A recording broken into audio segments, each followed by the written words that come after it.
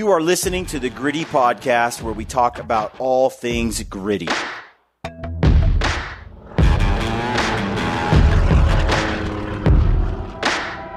Welcome back to the 2024 Western Hunting Summit Archery weekend.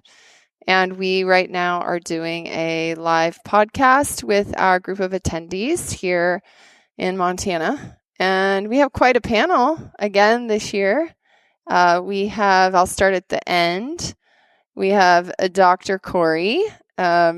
He's here. We got Treeline Pursuits.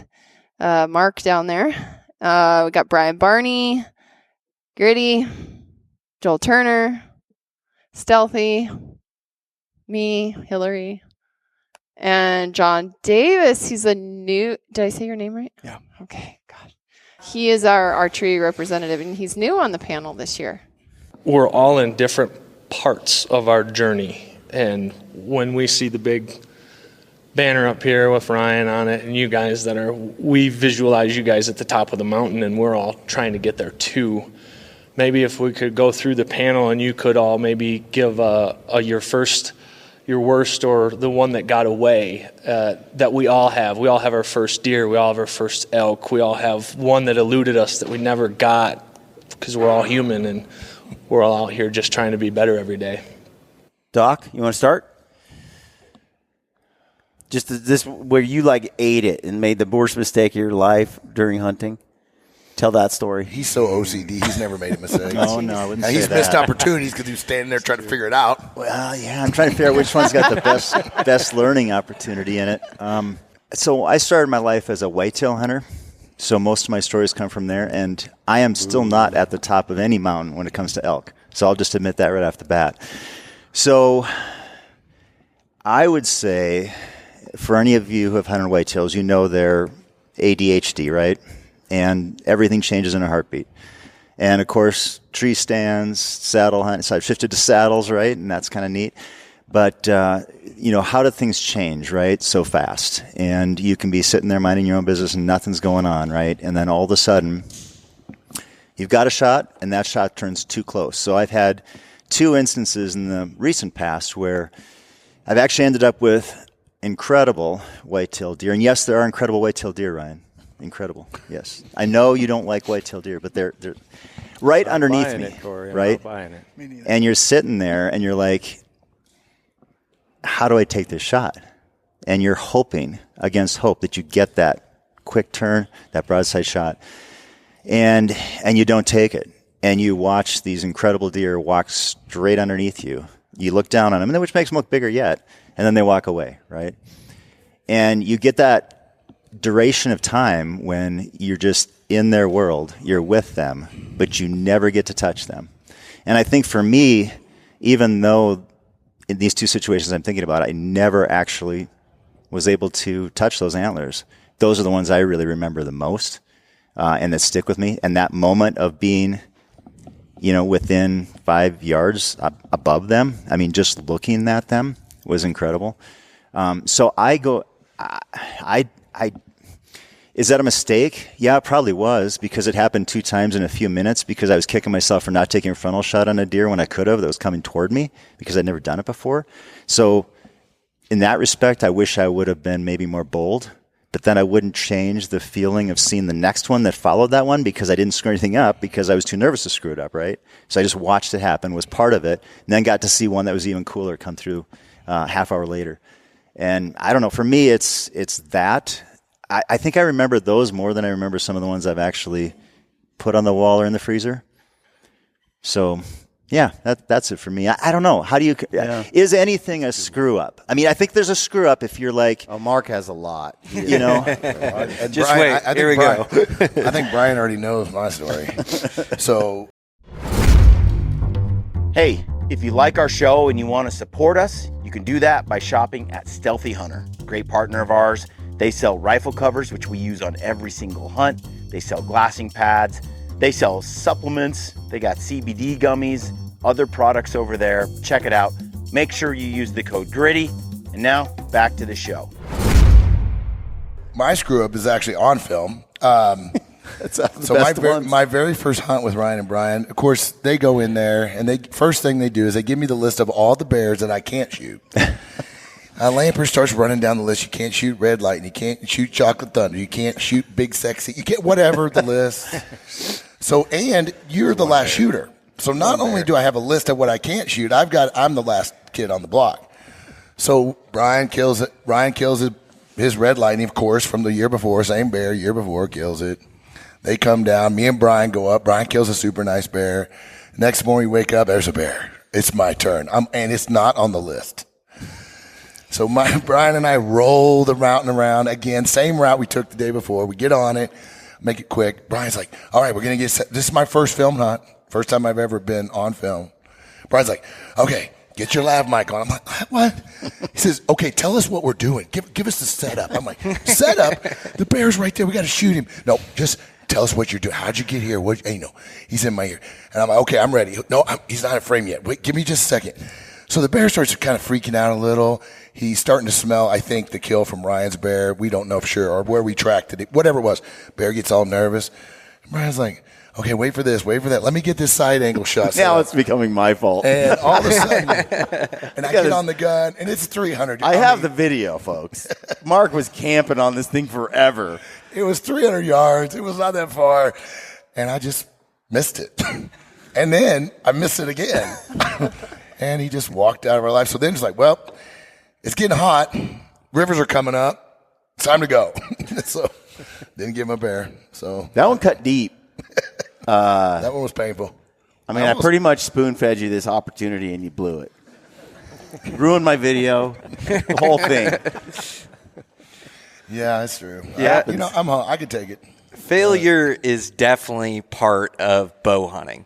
And the only reason I'm any good at bow hunting is because I've screwed up every single scenario in every single way possible. Like, they're extremely difficult, and you learn from it. So failure is a prerequisite to success. So the big bucks that I've killed, the big bucks that I killed, just know that for every one I kill, there's 3 that I've screwed up.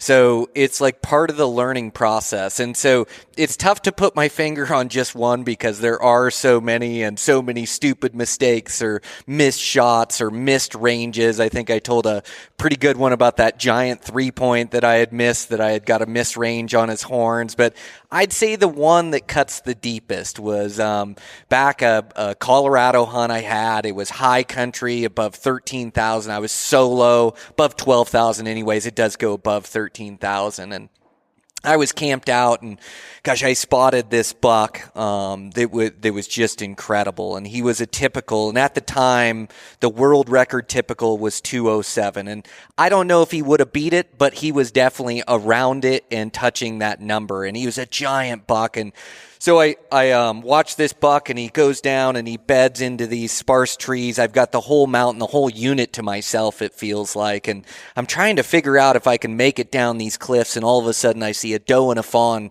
come up, and I think, well, if a doe and a fawn made it down there, I can surely get down that way. And the doe and the fawn did not come up that draw. Like, I ended up down in this glacial valley, strapping my bow to my pack near death. I think I was frozen at one point on the hillside, but I finally got down. I made a stalk, and I get down in there, and I'm bow range of this big buck, and he has no idea I'm there. He stands up like he read the script, and the whole time I'm ranging points, and I'm knelt down, no idea I'm there, and I have this tree, and I have it ranged, and the tree, exact yardage, like maybe 50 yards or something like that at the tree. And so I range this tree. I know it's 50. The buck just comes up. He looks around. He eats some grass. He walks by the exact tree that I've ranged.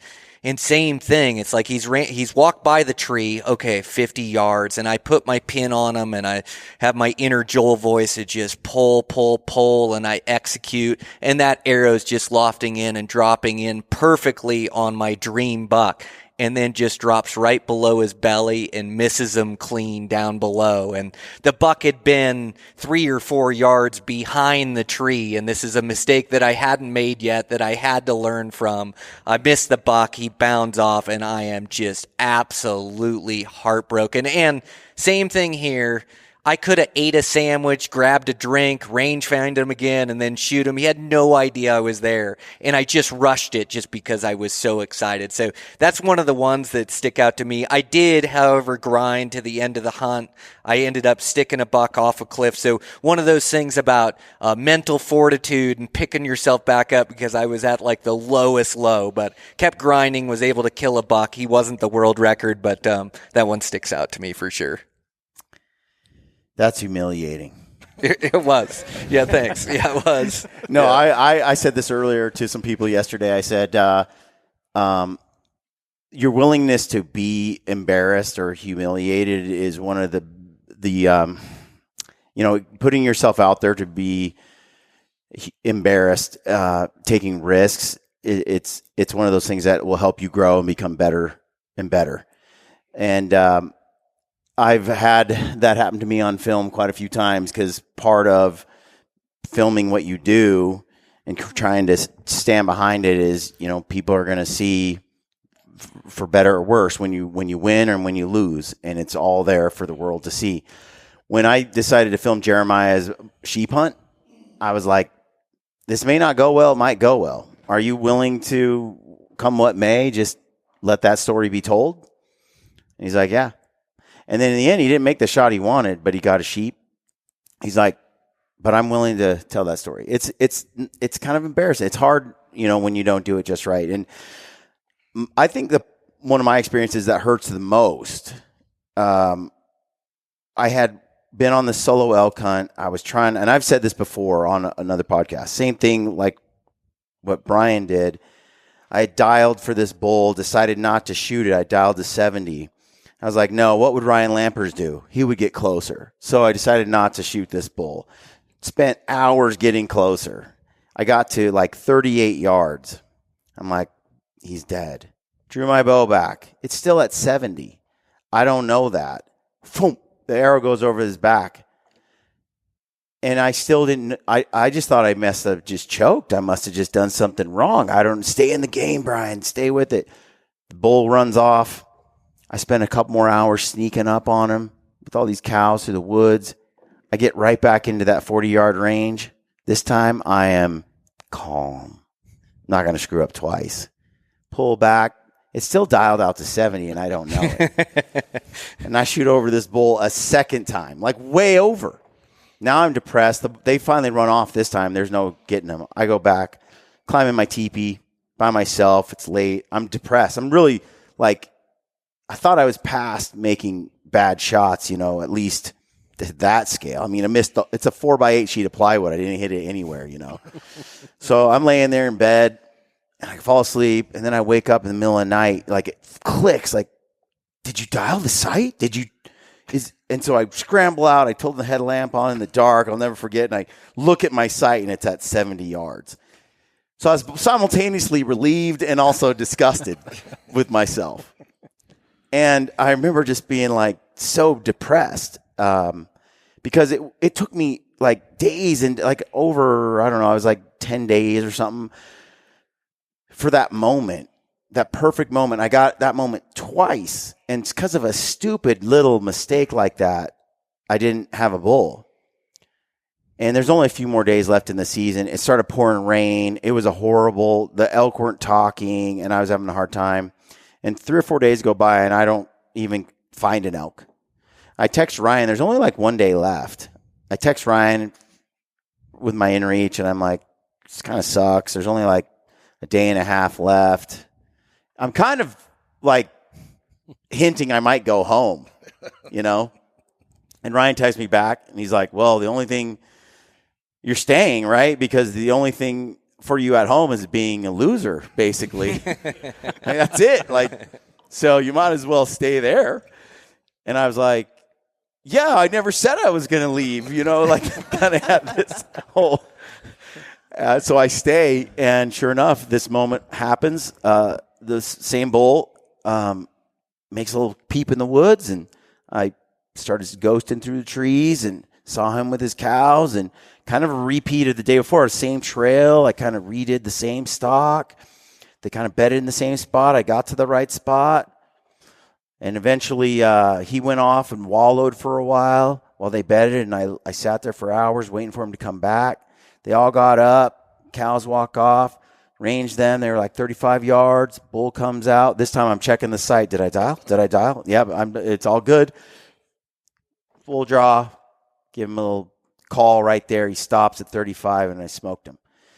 And I learned a lot from that whole thing. But dialing my sight is my weakness. We did the shoot yesterday. I still haven't learned that damn lesson. Like, it's one thing if it's a slider. Now I tell myself, like, did you forget to dial? Now it's just your eyes are old. Now I have to dial to the right number. Yesterday, twice. I was supposed to dial to 58, and I dialed to 53. That's easy to do when you can't see. And then I did it again, like 3 or 4 targets later. So, and I did that all on camera for the world to see. So we're going to share that video and more humiliation. But you know what? Yeah, I think that, like, we are just people, and we make mistakes like everybody else. And, like, I like what you just said, Barney, because you said this is a mistake I hadn't made before and hadn't learned not to make again. And that's how I feel about a lot of this stuff. You know, I've made enough mistakes now that I make a lot less, and just makes me that much more deadly. What scares me to death is that I'm not gaining knowledge fast enough. It took me 13 years to kill a bull elk with my bow. And, you know, then being a cop and shot IQ and now mind IQ and all this stuff, I came to this epiphany. Like, epiphanies are my thing, right? I have an epiphany. I'm like, okay, this is good stuff. But I came to the realization the other day that I turned 48 years old, and I'm not having enough epiphanies, right? So I go carnivore. Yeah, go carnivore, right? So, like, this question that I asked, I came up with this question. What is the one thing that's gotten you through everything in your life? And the first person I asked this to was an 80-plus-year-old man. And they didn't have an answer for that. Can you imagine going through your life not knowing that? The ultimate skill of the human being is the ability to get loud in your own head with the right words at the right moment. That's a pretty big one, right? Took me 48 years to figure that out. But now it's out there, right? So what's the next epiphany? I don't know. I don't know where I'm at in my journey. As far as killing elk goes, pretty good at that, right?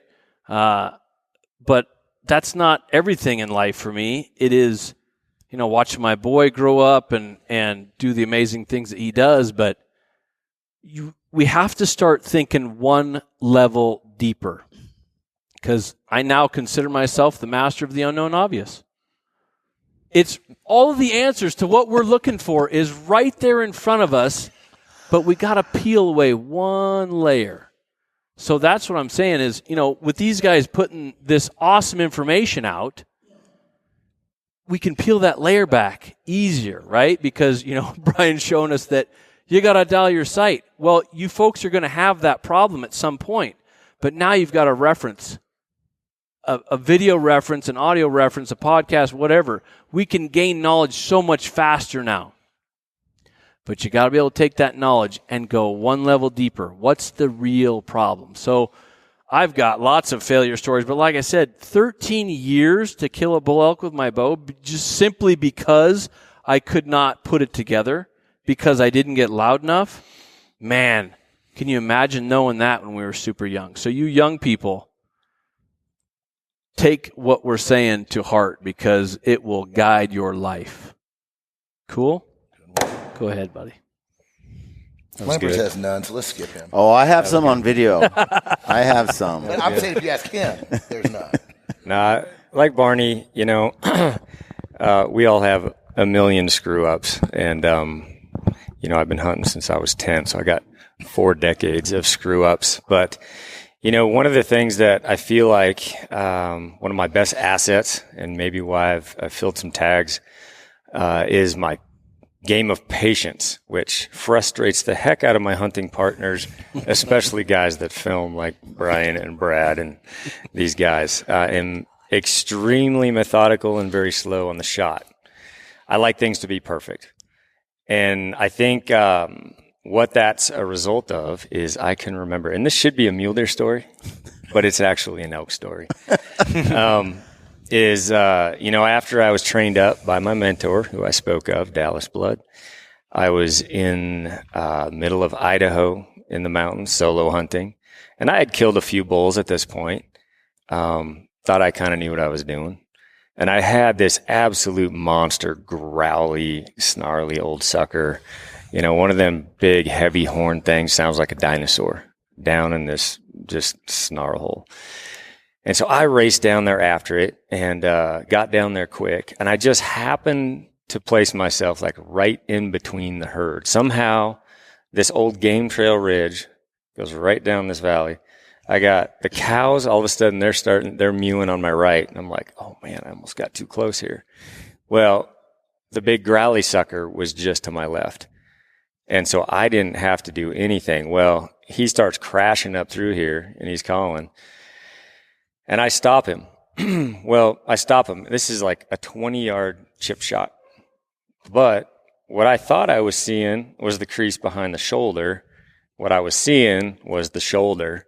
And so I took the shot, 20 yards. Should have been an easy chip shot. And this bull gave me enough of a visual, so I saw the rack. I saw the ivory tip racks. One of the biggest bulls I've ever seen in Idaho. And I just hammered right on the scap. Right here, arrow stuck in like a couple inches, fell out as he ran away.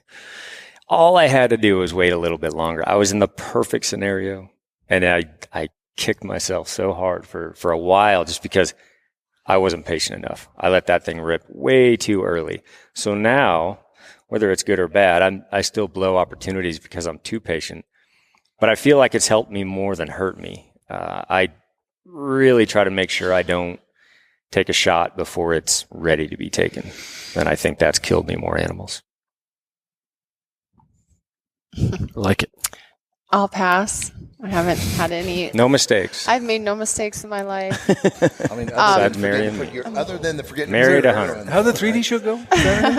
How did the 3D shoot go? Oh, yeah, I made a bunch of mistakes. How about dry firing on target 21? I was tired. Yeah. And what's great about Ryan is because he is super patient and he never gets riled up like me. I'm always the one having the anxiety attack or freaking out. And when I pulled that bow back, I've never dry fired. So I just so tired, and all I thought was, okay, I only got 4 targets left. I have to pull back 4 more bows because I haven't shot that bow ever that much ever, and I've had it for a year, and I haven't shot that many shots in years. So I've never been able to do a 3D course at the summits because I'm always working. So I was tired. I was out of shape. And I don't know. I was just talking. I think me and Brad were talking before about, life, whatever. And I went over there and I was, Ryan, I just pulled the thing back. And then my brain just registered when I went to look through my peep, I didn't see a shaft of an arrow. And I had my finger on the trigger and Ryan goes to my left, you don't have an arrow. And then Corey goes, don't shoot. And I just went, and it just went. And it was like, what just happened? It all happened like in the same second. And I go, I don't know, how did I do that? You're kind of in shock for a second. And then Corey's running over there. Oh, my God. They're trying. Oh, no. Oh, my God. You didn't break it. It's okay. We can fix it. And then everybody was like calm. Before that, everybody's panicking a little bit. And then there was calm. But then it was like, I'm not going to be able to shoot anymore. So I kind of got my wish. It was like I manifested exhaustion. And then Ryan literally said to me, he said, it's okay, honey. There's a real thing called fatigue. Like there's shooting fatigue. So you were just tired and you weren't paying attention. And I'm actually always really impressed at when I do archery myself, just even shooting at targets that are literally standing. They're not moving. It's not like that thing is doing this and running around. You have to try to stop it or whatever, blow at it. It's just sitting there. Not blow at it, whatever you guys call it. And I'm just always impressed every time Ryan kills something with his bow that he killed it. Like, I mean, and we have, I guess, what we considered trophies in our home, which I just thought were normal. I was like, doesn't everybody kill bulls like this? Like, isn't this normal? But I will tell you that I had this experience. I went to Hunt Expo with him one of the years we went. This was one of our very first years going. Really, nobody really knew who Ryan was. And we went to a Corey Jacobson talk. And Ryan hates this story, but I'm going to tell it because he's humble pie and whatever. So we went into this room where Corey Jacobson was talking. And there was how many people in there? I don't know. The room was standing room only at these education events at the expo. There's probably 300, 400, 500 people in there. I don't know. And Corey started the thing out and he said, okay, I want everybody to stand up who got an elk tag this year or whatever. And lots of guys and women standing there. Okay, everybody who killed a raghorn or something, stay standing, or above, stay standing. And like half the room sat down, right? So those are all the people that didn't get anything. Okay, anybody who killed a 2-point or above, stay standing. Anybody who killed a 4-point above, stay standing. At the end was anybody who killed a 6-point or above, still stand. And there were 5 people in the room, and one of them was Ryan. And up to that point, I just thought everybody killed 6 points every year. That's normal, isn't it? Because I've been with him for so long, and we had a basement full of huge elk. The maintenance guy comes over, the plumber comes over. They're like, who lives in this house? Can I take a picture of these? And I'm just like, sure. They're like in my basement on the floor because we didn't have room for them all, you know. But it made me realize how hard this is. Like, Corey was trying to make a point that for the amount of people that actually get a tag, the amount of people that are actually going to kill a bull, and then how many of the people killed a raghorn versus a 6-point or bigger, I mean, the difference was literally like huge percentage points. And so it made me realize how hard it is actually to do. And I think one of Ryan's skills is his patience. Like, he just does, and he does not stop. You know, that's why we have a lot of fights, because he stays until the very last second of the last night. And I won't even get into the fights we've had where he's rolled into town literally 2 hours before I had to be on an airplane, and our kids needed a babysitter, which would have been him. And, you know, because he pushes it to the very last second. But he's very patient that way. So, but yeah, that was my mess up. That was great. I've never killed an animal either, you guys. So I'm not a hunter. I've never done that. So. Awesome. Wow. I mean, like all of us, I think, learning more from our failures than our successes is, you know, I assume that's not just me, everybody, but man, Jim's talk this morning was awesome. I haven't heard anybody touch on those exact details. It's pretty cool. And the question's great, but growing up in Western Washington, similar story to Ryan's, which is kind of cool. I had 7 people to kind of think about this, but, killing a couple elk in Western Washington with my bow and just a couple of young kids at home. And I got 5 days, 6 days vacation to get it done. The wife's at home with 2 littles. Like, I got to get this done. And just this ridiculous pressure on myself that was, looking back now, just pretty ridiculous. But at the time, it was very real. Like, I'd been out there pounding solo.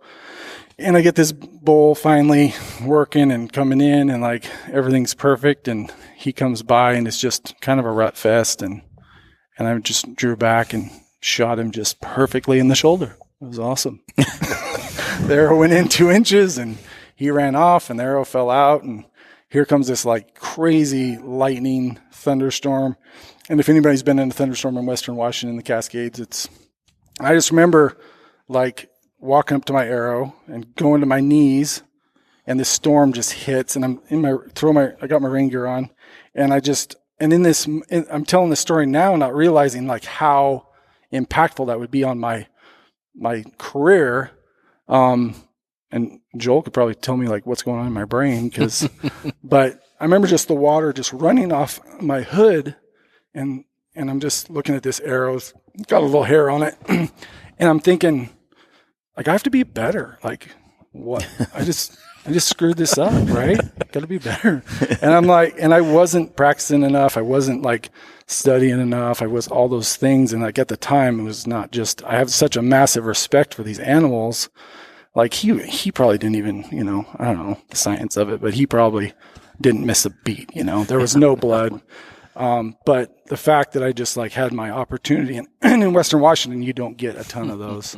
And I have not, what's going through my shot sequence, I should have yelled it out, but I haven't even shared this story with my son who's, he's 18 and I'm trying to like, turn him into a good man and obviously a good hunter. But I have rarely pulled back since then on an elk that I haven't seen that elk in my mind. And I have let down and not taken shots that I probably could have really just like hammered and taken that guy home.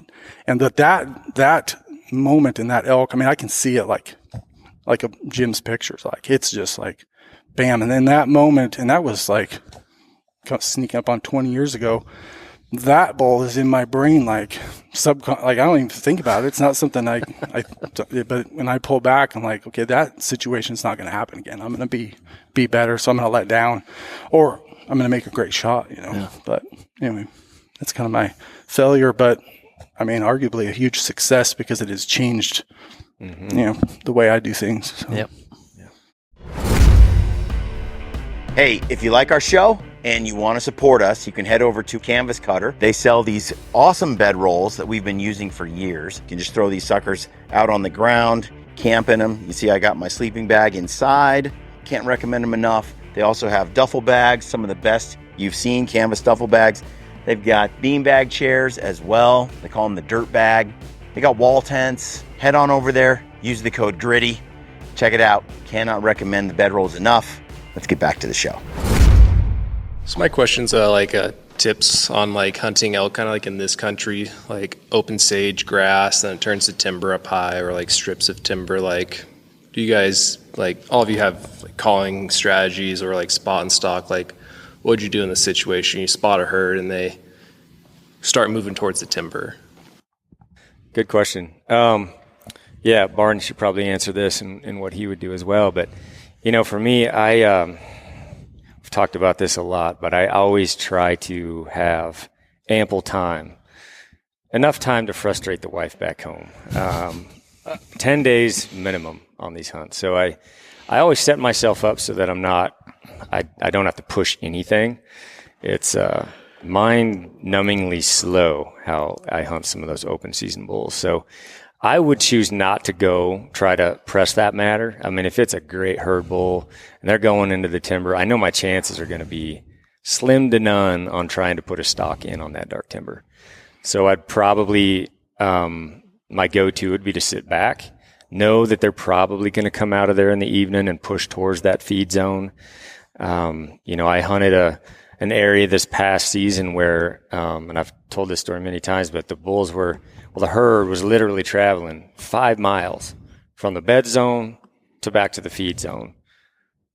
Now that's a long ways, but that was great for me because that gave me this long stretch. Now they were coming off a private going on to BLM, and then, I could hunt them in this section. I couldn't hunt them once they got to the private and over here. But it gave me all this time to try to make my move and try to get right into position. And that's how I ultimately ended up killing that bull. But I sat back and I waited and I was really patient, making sure, some guys hunt aggressive. I think John's one that's, he's mentioned in his talk that he's very aggressive, but he's calling elk. I don't want to screw up an opportunity on a herd bull in country where the only way this doesn't happen is if I screw it up. So I'm going to sit back. I'm going to really take the time and make sure I figure out the route. If they take a different little draw that day and I don't have opportunity, that's a day not wasted, but it's a day that I just don't put an arrow in that bull that day. But it may take 5-6 days and you figure it out. And on one of those days, you can be confident you're probably going to put yourself in the right position. And that's just my approach. So I sit back and wait until I get that good opportunity to either stalk in, sneak in, or, have an ambush style approach to try to get that bull. How many days did you watch that bull before you killed him? He says sometimes it'll be, how many on that one last year? Half a dozen days on that one. I ended up you guys hear that? 6 days of just watching that bull go back and forth. I've never met a hunter that wouldn't go after that bull. One of the things that you'll hear people say, And I feel like this is something that people that haven't hunted enough say. They're like, oh, every day they take this route, or oh, every day they hit this wallow, and every day they do that. And I've just not found that to be the case. They change things constantly. Maybe early season they're hitting the same water hole, but I'm never really hunting water holes. And when they're traveling, even though they're going back to the same bedding area most times, back to the same feeding area, they take a little bit different route each time, so they never make it easy. It's just not. It's just something that you're going to have to sit back and play that patience game. And that's just worked the best for me on old herd bulls. Yep. And again, everybody's going to find their own style. So I'm going to be a bit more aggressive, but similar to Ryan, where I'm going to sit back if he's going into the thick timber, and I'm not going to chase him in there and blow him out because that's a low percentage play. But if I see that bull and all of a sudden he beds and I can see his exact beds and I can see where the cows are and I have good thermals because it's hot and sunny out, they're coming uphill. Well, now it turns into a high percentage play where I might try to stalk around that bull and stalk in and get a shot at him. If he disappears into the thick timber, I don't think I can catch him. I don't know where he is. Well, then I know I have a high percentage in the evening. Now the thermals will be coming downhill. He's going to be coming out into the feeding feature. So I'll have a better chance to kill him in the evening. And that doesn't mean that I'll get that chance that evening. I may be on him the next morning. And the same as Ryan, a lot of the bulls I kill, it's 2 or 3 days of playing on this bull, waiting for my opportunity for him to put himself in a bad spot or a good spot for me. So I'm going to be similar, but I'm even going to be a touch more aggressive. And like I talked about, you have to build your style of hunting. Ryan and I's style of hunting is not to try to call that herd bull in. So Joel's going to play this bull way different than we are. And it's like taking these tools or taking these ideas and these thoughts and starting to build your own preferences for how you're going to hunt elk, making your own mistakes and going, gosh, well, that didn't really work out. Now I'm going to try this, and building your style of elk hunting that really works for you. One of the things as far as calling a bull like that, first impressions are everything. So you do not go in and try to call that bull in unless you are going to kill him that one time. Become a situational elk hunter. Like these guys are talking about finding the bull in the right situation. From a calling standpoint, what I'm going to do on that bull is I'm going to watch him go wherever he's going to go. I'm going to get same level, and I'm going to go in and I will test it. But I'm not doing sounds that I'm not talking to him. As long as I'm not talking to him, I am normal. It's not normal for bulls to go in and just challenge the herd bull. That's not normal. So if you were to go in, that bull, maybe he's bedded in that timber patch, you're able to get in close enough to the cows. You do a bull calling cows bugle. That's normal. That's what a normal bull elk would do. If he was walking by and he knows there's elk in there because he can smell them, he's going to send in a bull calling cows bugle to talk to the cows. Well, if that bull doesn't come in that time, cool, back out, right? Find him in a different situation where you can get closer to the cows, because that's the deciding factor. If they're bedded in a place where you can't get close enough to the cows, I'm talking 60, 70 yards from them, then it's not the right situation. So use your patience if you're going to do the calling thing on that bull, because first impressions are huge. The first time you make a sound to that bull is when he's got to be in the right situation for you to kill him. But if you don't kill him, you've also not pushed him out of the area because you're just a normal bull doing normal things. He might bugle back at you, cool. If he doesn't come in on that particular situation, back out, watch what he does in the evenings. If he puts himself in a situation where you can get close, right over a terrain feature, you can get within 60 yards of those cows, then go hit him again. Right? If he comes up, like let's say he comes up to the top of the ridge because you did a BCC on him, he comes up the top, he comes up there, he's looking, he doesn't see anything, cool. He goes right back to his cows and goes back to being the normal herd bull. You haven't messed up anything with that. So just be careful with the sounds you're making. You're not talking to the bull, you're always talking to your cows or his cows. I don't think these elk expect to be the only elk in the woods, right? So as long as you're doing normal stuff, Maybe you're doing it just to get him to bugle, to locate exactly where he's at, to see if you can actually see where he's bedded or whatever. I use elk sounds to really pinpoint what's the situation that I'm in. So that's how I do it. Just if you do things, do sounds that don't drive elk in the other direction. That's key. Yeah, just a quick follow-up to that question. How does pressure and other hunters affect the patient's game? How does that, if you got other hunters that you're not sure if they've seen that bull or that buck or whatever, does that change anything for you, or do you just keep playing the game the way you've always done it? Yeah, pressure, it's like these elk are where the humans aren't, and I just don't do well with combat hunting or trying to race somebody to a bull or to an elk. Like, I'm going to play my game, and if it doesn't work out and somebody busts that bull, that's fine, but it's just to hurry up and get in there and spook that bull isn't going to do me any good. And these things are so switched on, they're so tough to kill with a bow and arrow that it does, you just can't make mistakes or get too aggressive. Doesn't seem to create situations or scenarios for me. So I just keep playing my game. Sometimes it'll get blown out by other hunters. I'm definitely going to look for my chance to kill that bull, but I'm not going to get reckless, and I'm not going to try to force it. One of the things that I will do for pressure situations is not only do I have the ability to communicate with other elk, I have the ability to communicate with other human beings. So if I sound check an area with a calf sound and a bull bugles back to me with a chuckle, especially if it's 3 chuckles, I know that it's a human being, right? And they're obviously doing biologically incorrect things. So if they continue on a bull and I know that they're not going to call that bull in with that technique, then I will call them to me. So I'll become bigger than the actual elk. I'll call them to me, and then we have a little wood seminar. Then I'll usually send them on their path with some new information. If I think that the person has done some unethical things, then I will call them away from the bull. I will walk them over the next mountain. Then I become silent, and I'll go back to the real elk. So I'm hoping that people actually educate themselves. I don't mind other people being out there, but if you're doing it in a biologically incorrect way with very low odds, then I'll usually communicate my way through that situation.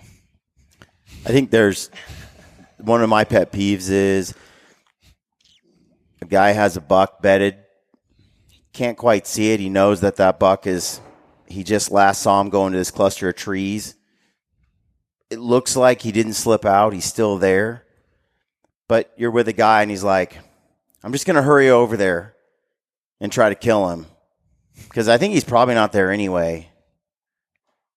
Well, then don't even bother at all. If you're not going to do it right, don't bother at all. You better just act like that buck is still under that tree and take 6 hours to get there and get in position and do it the right way, or don't even do it. Because the result's going to be that he's going to run away because you're just forcing it, like Brian was saying. It's the same thing. I'm not going to let some other hunters push me in to do some Hail Mary. It's not going to work. Most of the time, that's just not the way to do it.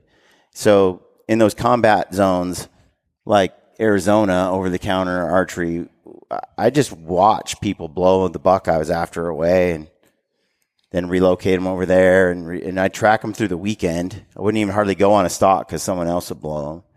And then come Tuesday, Wednesday, Thursday, I had the buck to myself. And then I could hunt him how I wanted to. I just stalled for time. I just tried to keep tabs on him during the Friday, Saturday, Sunday windows and then kill him. So I think with Jim's talk, we got a good view that it may be appearance that you guys are at the pinnacle of the game and that elk hunting is easy because you guys show yourselves killing elk every year. On average, like per elk tag, per bull elk tag, how many days in the field are you spending to fill that tag every year? Does it, take you 2 days or 10 days or 20 days, or what's the average time in the field? I've had 20 days in an elk season killing a bull. I usually kill a nice 6-point every year, but very rarely do I do it under 6 or 8 days, and as many as 20. So usually I'm in the teens, I would say, average for the bulls I kill. Same. Yeah. 12. I can tell you I've really... dozen. Yeah, I don't think I've killed a bull in under 8 days before. I'm probably the worst one up here, but I think it's probably going to take... I don't think you are. Well, I'm ahead of Mark, but that's not saying... No, I think it takes... I think it's in the teens. Yeah. Yeah, I'm confident I can do it if I have a good tag and I'm there that many days. You know, These days, there's no expectation to kill I've learned a lot anything from Ryan on that patience thing, too. I think Brian and I both really just... That's really, really a benefit. There's not very many benefits hunting with Ryan. Because he's going to kill your animals. He's going to tell you what you can't kill. But, man, that patience, right? I mean, it's just like I've learned so much. I did my first spot stock elk hunt last year. Now, I did kill it pretty quickly, but it was accidental. I was in it for the long haul. That bull was He just committed suicidal. suicide. You know, he committed suicide. He was pretty dumb. I only used calf calls, and he came to me 6 times within bow range. Pedophile. And he smelled me the 3rd time. Suicidal. And then I still caught, but I didn't bugle once. I didn't make a single cow call. I only used lost, not aggressive, not like predator calling, but pretty intense. Emotional. Lost calf call. Yeah. He just could not stop himself. Pedophiles. He smelled me and came back. But anyway, the point I'm getting at is that if you only have 7 days to hunt, I did it from Missouri, right? I'd have a week here, a week here. You're always looking at your phone. I got 2 days. I got 3 days. Oh man, I got 1 day. How many guys say they got 24? I had a guy like Brian's story. How many guys say, man, I got 1 day left. I'm not going to get it. I might as well go home. You know how many guys e-scouting my course that send me messages like that? Mark, I just gave up. I had 1 day as rain, and I just pulled it. Didn't see it out. I'm like, well. But the point is the pressure that you put on yourselves. We got what we got, but just let it be organic. Hunt your days. Hunt them like you got 20, even though you don't. But don't start the clock. Don't start the stopwatch that you put yourself under the stopwatch, or you're gonna be putting yourself. You're just not gonna go. You're not going to go to the top of that mountain because you're like, well, I only got 1 day. I really can't get up there and get back in time or whatever. Put yourself out there, hike at night. Just do what you normally would do no matter what day of the hunt it is. That's my advice. If you've got a short amount of time, ignore the time. Every day is one of 20-day hunts. Now, I will tell you that I've gotten really lucky moving to Montana now that I've got 100 days a year to hunt, and I have 3 elk tags a year minimum usually. And this year I only have 2, which is freakish. But I am good moose. But you just do it every day, just like you got time. No rush, no hurry, no nothing. And you'll be surprised with how things happen. How many elk have you killed? How many animals have you killed, Ryan, in the last hour of the last day of a 20-day or whatever day hunt? A lot. I don't know why it happens that way, and it's so cliche when we say it, but that's just how the stars align. It's crazy on a 10-day hunt. So many times it's day 9 or 10. Now, Hillary probably wish it happened in the first 5 days. Yeah. But I think so much of that is, you've kind of by the time you're in the field that many days after some elk, you've kind of made your mistakes, figured out where they're going, where to be. Your attitude shifts. You just get more and more deadly every day you're out there. And things just sort of come together in that perfect storm finally, enough times that you're able to get that moment and capitalize on it. And days, add days to your trip as much as you can. And I think we've talked about how many days it takes to get familiar with the area, how many days it takes to figure out, okay, this is where the bear is at now, where he's going. Okay, how many days it takes to get kind of in the range and then waiting for him to make his mistake a second time now that you're close. There's days. It takes days for these things to unfold. Yeah, you're just slowly, and we've used this many times, but it feels like you're tightening the noose by the day. And I never really count, especially going into a new area, never really count on anything happening in the first handful of days. But after that, you've kind of got a scope on the spot that you're in, the animals, what they're doing, their behavior, kind of got a layout of it. Then things just magically start to happen, and then it's go time, and you figure it out. But slowly just tightening that noose and getting everything dialed. This isn't necessarily about how to kill elk or anything like that. What I'm interested in, I mean, the footage that you, Brian, put out, and Brian Barney, what takes priority of getting that kill on camera, or that's perfect scenario, you got a 10-day hunt, it's the 10th day, Lampers goes off camera or whatever, you're not filming at the time, to use the bathroom, and just so happens there's, you know, a 200-inch buck right there, and you're not set up. Is it?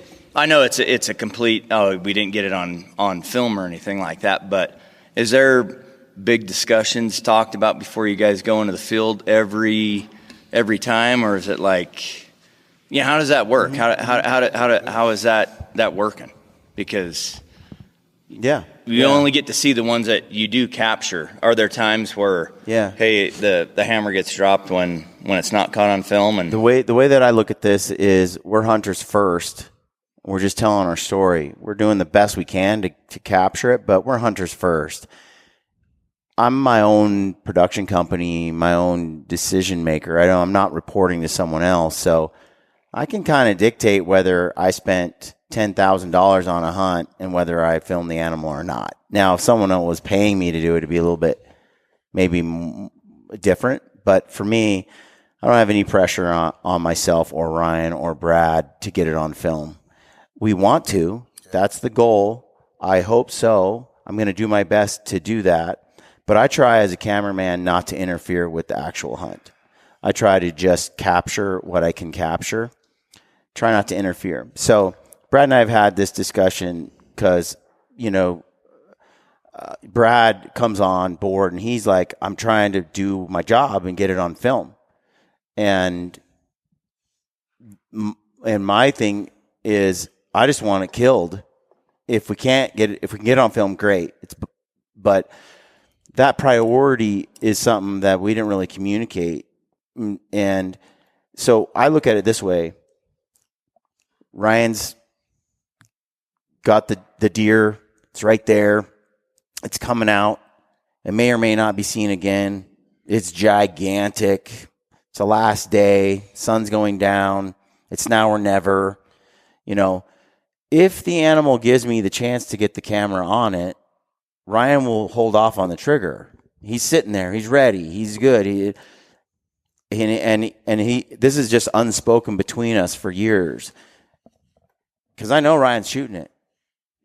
But he's going to stall as long as he can, as long as he's thinking I can. So he gives me those 5 minutes to get the camera up and ready to go. But there are times where he's like, Brian, it's gonna go. It's boom, and it's down, and it's like, I didn't have time to get the camera up. So I also go for whatever's the quickest, right? So I'll grab even my cell phone. Boom, I got it on Ryan. I'm filming. Now, what's the animal doing? Okay, he's buying me some time. He's not, okay, I'll set the phone down. I'll grab the other camera, set it up. Oh, wait. He's still giving me more time. Now I'm going to grab the big, heavy Hubble telescope lens, put it on the tripod, get it on there. If the animal gives me time, I'm going to angle for as much as I can get. But I'm going to get what I can get first as quickly as I can, so I lay down something. So like Brad and I were up in British Columbia. Some elk came out. The handy camera was this little short lens one. We handheld it, got some cool footage. They just let us keep going. So we snuck over back to the camp, grabbed our other big camera, snuck back, and then got the mega cool footage. But I wouldn't risk no footage at all to try to get that long lens footage. It's like, no, like get what you can get and graduate up if the animal gives you the opportunity. But I've learned over the years, don't sacrifice the hunt. Don't sacrifice the experience. Don't sacrifice any of that, because at the end of the day, let's say Ryan shoots a 190-inch buck off camera. you still have all the stuff and all the hard work that we led up to the moment, and we still have that walk up for that triumphal moment, and you still see the hands on it, and you still see the pack out. The hunt is so much more than the kill shot. And that's really what we're talking about here, is whether you get the kill shot or not. And I just feel like that's just not, it's ideal, but it's not critical. It's not important. The important part is the rest of the story. And you can tell that story. If you don't kill the freaking 190-inch buck, there's nothing triumphal to tell, to say. Like, we went on a great camping trip. It was close, but we didn't have the camera out in time, so we didn't get the animal at all. So for me, it's hunt first, and the camera is just there to tell the story, how it turns out. And if I can get it, I get it. If I can't, I can't. But what we get, we're there to get those animals that we're dreaming about. Yeah, one of the things when we started filming these hunts, I never in a million years thought I'd be videoing hunts of mine. So, I didn't really know what to think when I started hunting with Brian. But what was very refreshing is, and I don't think this is the same with a lot of guys out there filming hunts, is there is never a time where Brian's like, hey, go stand on that rock, or go do this, or, oh, there's the sunset. Just hold up, stop. I mean, there's none of that with Brian. Like, somehow he magically captures it all, and he makes a great film. There's no recreates or anything like that. It's just how it unfolds. He gets it. So it's just a hunt. Well, I'm kind of the newcomer, but I'll tell a quick story. This was a heartbreaker. I wish my son was in here. So Paley and Brian and me and Eli went on a hunt. Eli only had 3 days. So he had to get back to school, right? We had to hammer it. Brad was with us. We get up there. Paley's been after this buck. She saw it the year before. They couldn't get it. So it was the big three, the movie, The Big Three, right? So like Ryan, I don't know how to do it. We hike our ass back in there, and there's the buck. And he knows it's the buck. I'm like, it looks like every other buck. Oh, that's him. That's him. So he's way over there, right? So they grab their gear and they head out. So cameraman, Paley, Ryan, they go. Eli stay with me because we stayed back to keep an eye on the buck, make sure he's staying where he's going to stay.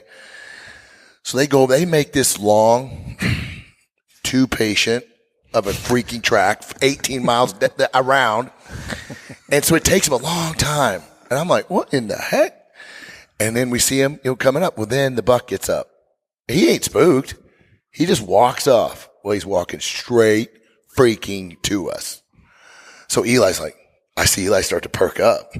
I'm like, oh no. I said, don't get excited. And the buck keeps coming. And he's like, we got to get the gun ready. I'm like, oh, just relax. He's 100, 200, yards out. And he's on a string. He walks 50 yards from us. And I had to let him go. I'm like, Eli, you cannot shoot that buck, or Brian is never going to speak to me again. And more importantly, Paley will probably shoot you. It wasn't but we had no setup like they were talking about. We had no prep for Eli killing this buck. There was no history. There was it's not like we wouldn't have shot that buck if it had been a normal buck. Mm-hmm. But there was a lot of story on this buck. Paley going back year 2, whatever. Now, she ended up killing it, but not that year, right? It was the next year. Mm-hmm. And so 3 years to get that buck made a great film, right? But Eli learned a freaking valuable, and I'm actually kind of glad he did. But he had literally, I don't want to embarrass him, but he had tears in his eyes. He was like, well, I only got 1 day. I'm like, I know, buddy. So then it gets worse. So we let the buck go, right? So the next day, I promised him, said, we're not filming your buck, buddy. We don't have time. I said, Brad and Ryan and Paley, they're going to go look at, I said, we're going to go on our own, just look for a buck. So, we go over and there's like 20 does. It's last day. It's getting dark. There's 20 does out in this little meadow, whatever, a lot of does. I said, Eli, we got to bust over there. I know there's a buck there. Let's just take a chance. So he leaves me behind and I'm like, I'm trying to wave him, slow him down. And I'm a few hundred yards back. And we get up there, we creep up on the ridge, and this mega buck. He's limping. He's hurt from something, but he's a mega buck. And I'm looking, he's 400, 450, but he's looking back. He has seen something he doesn't like. I don't know if he's, whatever. Not running, but he's looking back. he like, and he's looking. He said, Dad, listen. I said, you haven't shot that, buddy. You're 300. That's it. That's all you can do. Dad, no, it's 300, buddy. We got to try to get closer. Well, we couldn't, and he walked up. So that buck walked up. Well, what did that little sucker do? He's mad. He had more tears. It was bad news. But when we got home, I couldn't stop that boy from going to the range. And now, if you're coming next week, I'm telling you, that boy is a shooter. And because of that experience, he decided, it's kind of like his archery, showing up here, not wondering why he's not shooting perfect 300. I'm like, dude, you picked your bow up when you got here. But he learned a valuable lesson about that gun, right? Now 600, 800 yards, I'd let him shoot it without even thinking about it because he's good, way better than me. But he wouldn't have learned all those lessons, is my point, without the Paley buck and then the next day with no camera not being able to get it. So it was a really valuable lesson for me, but for him too. And it kind of gave him a little kick in the pants to get a little more excited. Barney, I'm curious what your answer is to that filming. Yeah, I have to commit to the film. So when I'm going to capture something on film, it's a team effort to try to capture that. And if I'm solo, and if I'm out there trying to solo film, I'm committed to getting it on film. And so, I make that commitment. Remy gave me that advice, solo filming. I was like, man, how do you do it? He's like, I just commit to it. So for me, I'm out there to build a film and enjoy the hunt. But if I don't have that commitment level, that buck or bull will walk out that I want, and I'll shoot it, and it'll be off camera, and I won't have a film. That's happened. So for me, I have to commit to it, but it's also a run and gun style. It's bow hunting, and I don't put a ton of emphasis or pressure, but I have that talk with my cameraman that, hey, you're going to be running and gunning behind me. You're going to be responsible for hitting the record button. I'm going to be responsible for shooting it. Like, I focus on the bow hunt, and I just trust that he's getting it and making the right moves, not going to blow the scenario up trying to get some footage, trying to run in front of me to try to get footage of me stalking a buck. So we have these conversations, and then, it happens. There was a great bull that I killed that we didn't get great footage of. I think we barely got the kill shot, and, I shot the bull and thought he had it, and he didn't have it, didn't position correctly, and he goes, man, I didn't get it, or I don't think I got it. I said, then don't worry about it. I said, it's bow hunting. It's not that big a deal, man. I said, we tried our best, and, we've got a good story here, and it ended up making a film, and it was fine. We did catch the bull towards the end. So I think, like Brian says, you don't want to taint the experience. Like Ryan says, you don't want staging or B-roll or trying to make some make-believe pretend film that you're some hero. You just capture what you get there and the authenticity of it. And sometimes it works out and you get the shot, and sometimes it doesn't. But I do commit to the film. But it's part of the reason why I don't film all my hunts. Yeah. Like, the essence of bow hunting, to me, the fun of it, it is bow hunting. And so if I'm constantly worried about the film or the footage or the this or the that, it starts to be more of a job for me. So I'll capture some hunts, and then I'll do half the hunts where I'm out there by myself, where I'm not worried about getting any footage or capturing anything. I don't think about it. I'm immersed in the bow hunt, and I go kill a great critter, and that's great too. And so for me, it's a mix and a match, but I do have to commit myself. Otherwise, every animal would get shot off camera. Hey, if you like our show and you want to support us, head over to Peaks Equipment and check out what they have. Use the code GRITTY over there and you will save. They've got the trekking poles. They've got their sleeping bag that they just dropped. Peaks has a teepee. They have gaiters. They have a headlamp. All premium products for the outdoorsman. Head over there. Use the code GRITTY. That's peaksequipment.com. Now let's get back to the show. Yeah, for sure. I do feel like I have this commitment that's pretty strong for the same reason, because and our rule is actually not just filming the kill like that, but it's turn the camera on now all day, because dude, we're all hunters, so we can leave that camera in the backpack for 3 days, not capture anything. And sometimes it's been like that, and it's like, it's a stupid thing, because there's things that are happening, and I've learned not to do that. So the camera comes on, We try to roll it constantly. I probably use more memory cards and battery than I ever used to use when I first started hunting, and that just puts me in that grind. But when you guys saw that sheep film last night, for those that saw it, you don't quite see the sheep because Brad is behind Jeremiah, and this is a once-in-a-lifetime tag. Jeremiah is coming up over the top. And Brad's like, I'm not going to be the guy. I am not going to be the cameraman that goes, perfect shot and makes it so Jeremiah doesn't get a shot on this once-in-a-lifetime sheep. It's sort of this half committed to the kill shot, but not so committed that it might blow it. And Brad sat there, and I'm like, when I saw the footage, I'm like, I can't see the sheep, Brad. And he's like, well, I wasn't going to be that guy. And here he is trying to film around this big, tall, huge dude. And we've had this discussion many times. On those hunts that are so, important, and this might be the only opportunity Jeremiah got to take that shot, we really are pushing hard for the cameraman not to take away that moment. So if you still got to feel like you were behind Jeremiah's shoulder, you still saw the arrow go, but Brad didn't go so far as to maybe cause the white-faced bitch you to run off with all the whole herd. So, it's a balance. It is. It's definitely a balance. Filming bow hunts sucks. That's why there's a lot of gritty rifle hunts.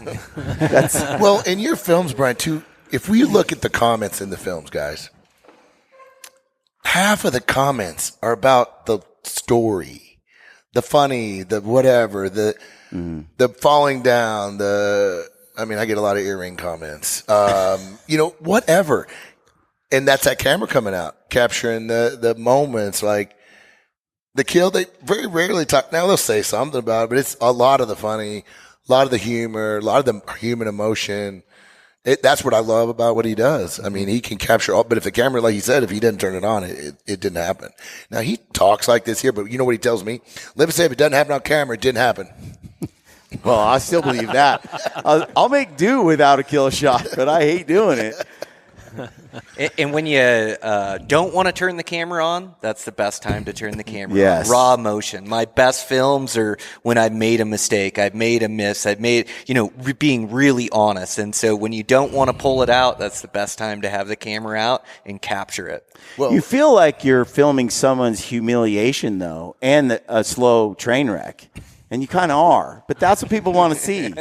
So when we've had some major mistakes. I remember the first hunt I did with Brad, he didn't make a great shot on that bull. And it was obvious he didn't want that camera in his face. But I did this anyway. And I did the same thing to Ryan at times. It's like, it's hard to film in that moment. You're tempted to leave it off. But in the end, that almost always becomes the gold. That's the stuff where the raw emotion that we can all relate to comes out. We've all, experienced failure, and the success, same thing. It's easy to roll the camera when there's success, but when there's failure, it's the same principle. It comes out every time you don't want to film. Same thing when it's raining, snowing, you want to cross a river, and you're like, I should probably put this away so my $4,000 camera doesn't land. And I'm like, nope. These Brian and Brad, both of them, we're on the top of a freaking, when we were hunting bears a couple years ago, Brian had this idea to go down this one way.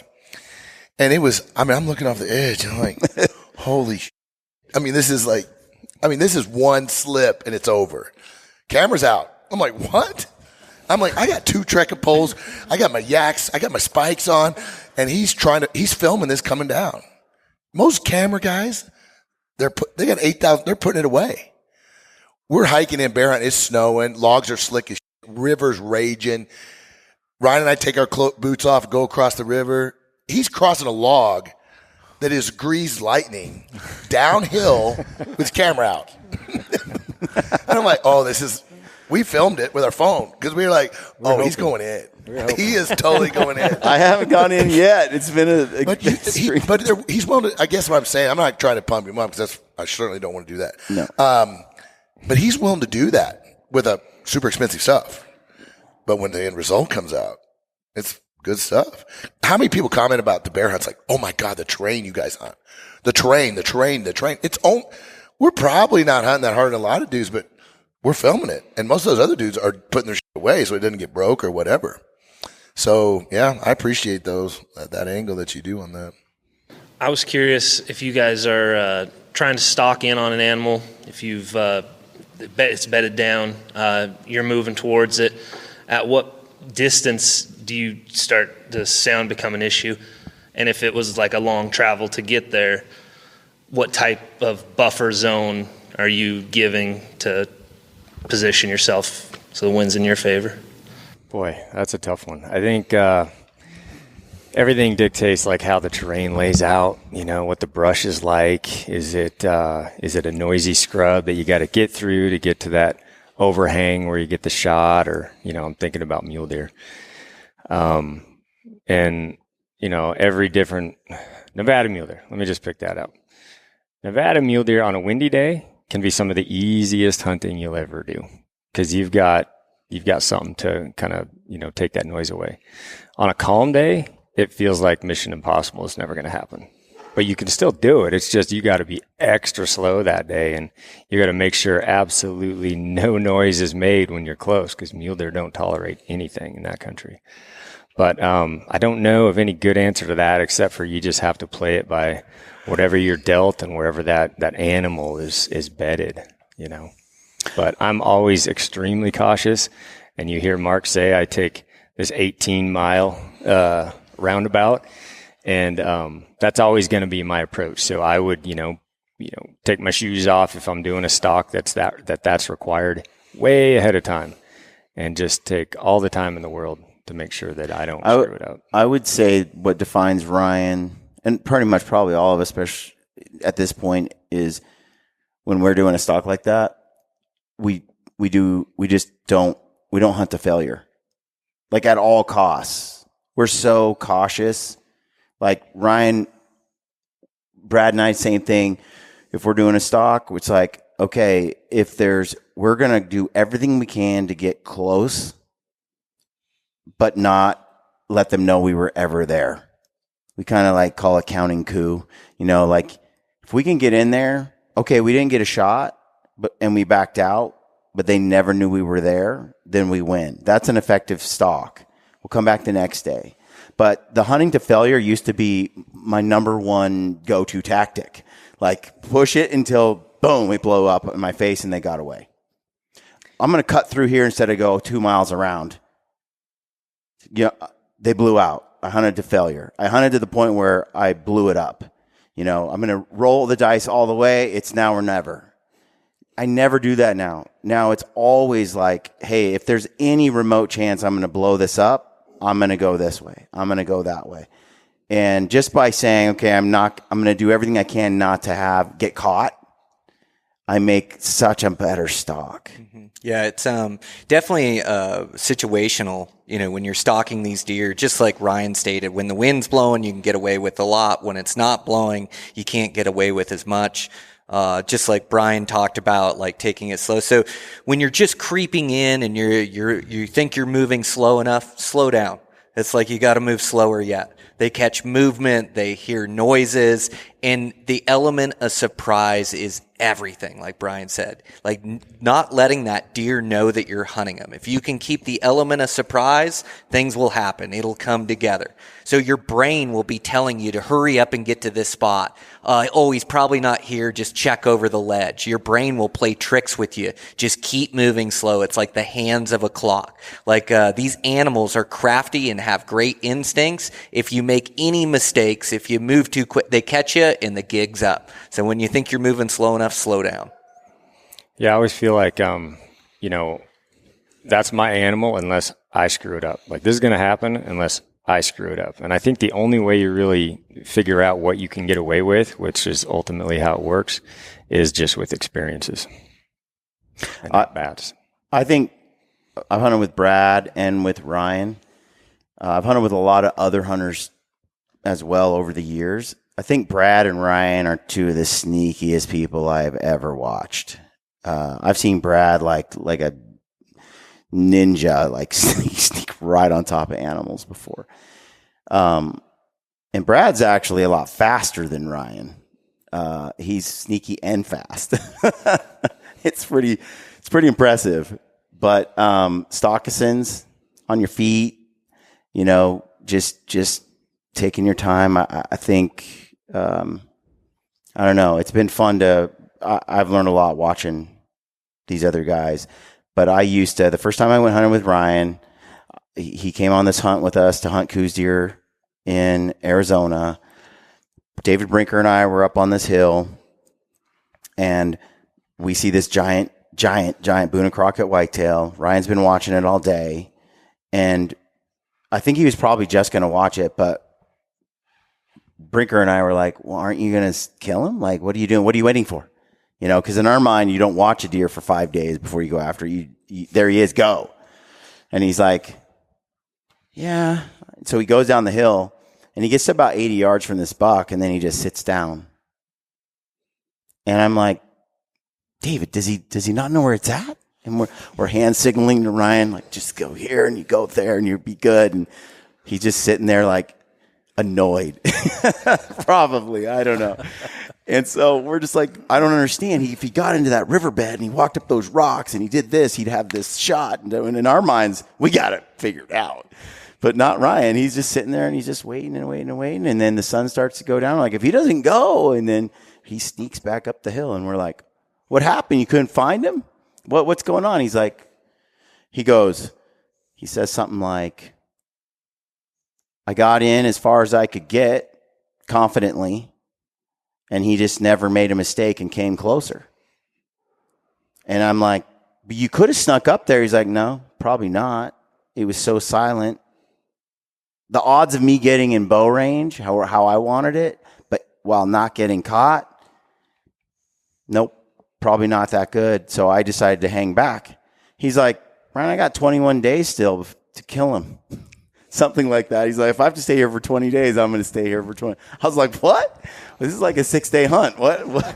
I didn't know we were staying for 20 days. And that was legit his mind thinking. Today's just day one. I got a whole, 2/3 of a month here. And I'll just keep watching that deer. And as long as he never knows I'm here and I never blow it, one of these times I'm going to get in that range, and then that buck's going to walk within 20 yards, and I'm going to shoot him, which the next day, I think it was, or 2 days later, he shot a giant buck. And I shot a nice buck too, but it wasn't like his, and he stole my thunder again. How much thought, if any, do you put into strategizing how you're going to get into an area when you're hiking in at night, especially if it's off trail, you're going to be bushwhacking or coming out, mainly when it comes to bumping animals? And does that, what goes through your head when you do bump animals at night? And this is all from the perspective of somebody who is just trying to get a buck, and hasn't located any animals yet. Yeah, it's definitely a strategy I think about when I'm going into a place, is to not blow it up before I get there. So if I'm planning to hunt mule deer in a drainage, I'm not going to go up that drainage. I'm going to go around. When I'm camping in a location, I want to camp off the backside. If there's elk parks in the bottom where I think those elk are going to feed, I'm not going to camp in that drainage. I'm thinking about the downhill thermals of where I'm going to camp, how I'm going to get in. So it's definitely a strategy, but there too, you also have to locate the animals before you can kill them. So you do have to move through country. I don't still hunt through country a lot, where I'm moving really slowly, but I am moving intentionally where I'm glassing in the openings and I'm trying to figure out where the game animals are. So it's part of the strategy. I'm going to use trails to get into places. If I'm off trails, I'm going to think about it. And if I think that that's a drainage that is holding the elk, is holding the mule deer, I'll take the rocky ridge to the left. If I'm going to camp I'm not going to camp in the drainage where I have animals. I'm going to camp over the backside in some thick trees where I'm not going to bother anything, where my scent can dissipate down. So it's definitely like a strategy. And again, it's going to be situational to where you're hunting and what you're hunting. But yeah, try to think about it as you're moving into a place. Try to think about it as you're hunting, so you're not hunting with the wind at your back blowing down a ridge or down a drainage. If it's going to blow that way, hunt another spot that day, or figure out another way to loop around and come in with a better wind, because these opportunities are tough to come by, and if you spook that animal before you ever spot them or ever get a chance at them, it's like a wasted opportunity. So I definitely want to be low impact in an area. I'm going to be really careful when I'm mule deer hunting that I'm not skylining myself out, so I'm not walking skylines. When I come over top to glass a drainage, I'm going to crawl over the top and then get over there. Or make sure your vantage point may be 100 yards downhill to a rock outcropping. Make sure that you're not running to that rock outcropping, like you're stopping before you getting there and you're glassing down below you and glassing what's in front of you. So just be real intentional with your hunting and try to be low impact, because if they see you before you see them, the gig's up. Brian and Ryan and even, Brian's pretty good at it too. They look at the map. They look at where they're going. They look at the topography. They know within minutes of how long it's going to take them to get there. They look at a bear. Oh, yeah, we can get there before dark. No, we can't. Yes, we can. Guys, that is a freaking very difficult skill. That's experience-based only. But I'm telling you, like your glassing spots, the spots, the bugle sheds, the view sheds, when we talk about where to get to the primo glassing spots, if you take the time to go into Google Earth and the highest quality view and map your routes through the best openings around all the rocks and get the route planned before you get there, because there's no way you can use the hunt application to see the perfect aerial, because the quality of the images and the offline views are not that good to pick a best route through visual. Now they're pretty good for topo, some topos, but anyway, what I'm saying is plan your routes to all your glassing spots that you think are really prime, and then use the Naismith principle, right? It says the average person can do 1 mile an hour off trail, and that's pretty freaking realistic. And it's 30 minutes additional for every 1,000 feet of elevation. And I found it is so dang accurate. And if you're faster than 1 mile an hour, then just plug it in. But once you learn, guys, run your tracks on your phone all the time. You'll learn what your speed is. And once you know your speed, that's your variable. And then you plug it in the formula. You track it. You're like, okay, it's 500 feet up. It's 2 miles. It's going to take me off trail 1 mile an hour. It's going to take me an hour and a half. The worst thing that can happen to you guys, is get to your glassing spot 30 minutes after daylight, or leaving 30 minutes before dark. But if you have that route all planned out, you're more likely to arrive on time. But even more importantly, you've got your pacifier or your safety blanket. You got the blue line to follow, and you know it's a good one. You've mapped it on Google. You know it's solid. You're going to be more likely, 10 times more likely to stay till dark. Because it's good. I'm good. I got a route. I know how long it's going to take me to camp. I got a blue line to follow. But if you're just sitting out in the middle of the topo map, you're going to be like, oh, man, it's going to be an hour before dark. We should start heading for camp. There's grizzlies out here or whatever. We were talking about that earlier. So, guys, for newer hunters, not even newer, for guys that don't get a chance 100 days a year to really, route planning is incredibly valuable. And it's not, if you use the tool, it doesn't take that long. So keep that in mind. Ryan, you want to share your thoughts on, because I think this feeds off of that. It's getting toward late, whether to strike or not. You got your animal. It's going to get dark. Do we just say, let's look for him tomorrow, or do we go that night? Like, what's your philosophy there? Well, I mean, I think you obviously every scenario again is different by the yardage, but it often, like, it boggles the mind how quickly we can travel to a spot. Like, so many times we'll be looking at whether it's a buck or a bear or whatever, and you can get there faster than you think. Now you may have to kick it in and run really fast. You know, what's going to take is Here we go. Livesay it might take a while. You know, his fast pace is like 1.8 miles an hour, but, you know, some of us, you know, have more of a Barney pace and we can kick it into 3.5 miles an hour. So you can get a long ways in that last hour of daylight. And so oftentimes we're killing our animals, right? Especially when it comes to bears. You know, bears, spring bear hunts, especially as you get later into the season, they just come out later. And so your opportunities are just right at the bitter end of the day. And if you're not willing to just strap it on and just go for it, maybe you're taking a risk. Maybe you'll run out of daylight with 10 minutes to spare. But at least you give it a go. And I think what's important is you just get real comfortable traveling at night with a headlight on, using your maps. Going in early and coming out late is just kind of the norm. It's something you have to do. And I would venture to say, even some of the most experienced guys that I've hunted with, they get real comfortable coming off the mountain, like Mark said, 30 minutes before the end of glassing light or an hour before, just to get back to that comfy camp at the end of the day.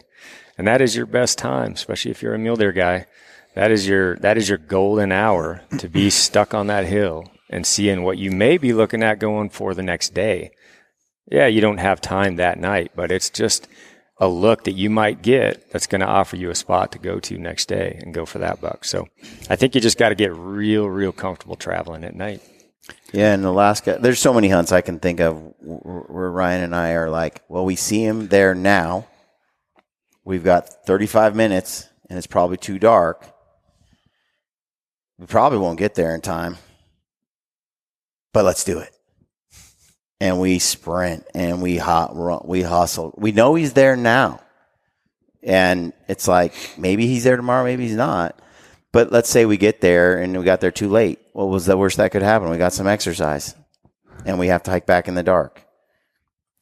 But most of the time, probably 75, 80% of the time, we kill that animal. And I think of all those animals that happen that way, I want to say probably 90% of our peers don't make that dash and don't kill that animal.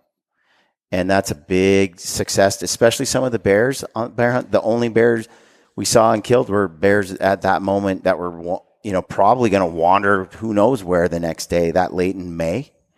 You might be there the next day. You may not be there at all. Closer to June, gone. So those late, you don't think there's enough time, last minutes, mad dashes, they pay off more often than they don't, and you have more time than you think. Yeah, they got us a moose. That one That's time, right. We picked up a moose late in the day. I think we had to cross a river. Most people would have said, nope, we don't have time. We got to race off this big glassing knob that we had just gotten to the top of. Like we had to climb this hill. And then we're like, well, our rafts are down there. The moose is up there. We got to go get the rafts, run up the bank, shoot the river up here. Probably not enough time, but we did it anyway, and we killed that bull. If we wouldn't have the worst, like Brian said, would have been just, now we got to hike back and raft across in the dark. With headlights, I mean, it's no big deal. You just lose a little sleep. So go to your phones. Go to your OnX. Go whatever you got. Pull up your tracks. Look at, was it on trail? You can see the map. Was it off trail? Figure out your elevation change. It says it. Yeah. Okay, I did 800 feet in 30. Now, guys, this is a relaxed pace, right? That's all you need, because then you can adjust for hustle. But if you have no baseline, what Ryan and them are talking about, guys, they don't even know what they're saying. Because they just look across there and like, it's doable. They don't even know why they think it's doable. They know they've done it before. They know they can get there, but they're missing a very key point. They've done it so many times. We all, or you guys might not have done it that many times. So like Brian said, most of the people are like, oh my gosh, that's so far. But they eat that ground up way quicker than, especially, I've been with those guys. They look at the train. It's open. It's pretty open. And we can get through there. No deadfall. That's enough. We can get there even fast. I mean, they're not saying it out loud, but that's all going into their processing because of experience, subconscious calculations. But to get to the subconscious calculation, you have to start with a baseline. Joel, this shot IQ, right? It makes so sense. But nobody, it's so sensical. But until somebody says it, until you have an epiphany, and that's why I'm saying, guys, you've got the data in your phone right now to get your pace, both off trail and on trail. It's on there. You've been doing it for a couple of years. Mm-hmm. Look at some routes. Look at some long ones, some short ones, some super steep ones, super flat ones, downhill ones. Most people believe they can go downhill faster than go uphill, and it's not that much difference.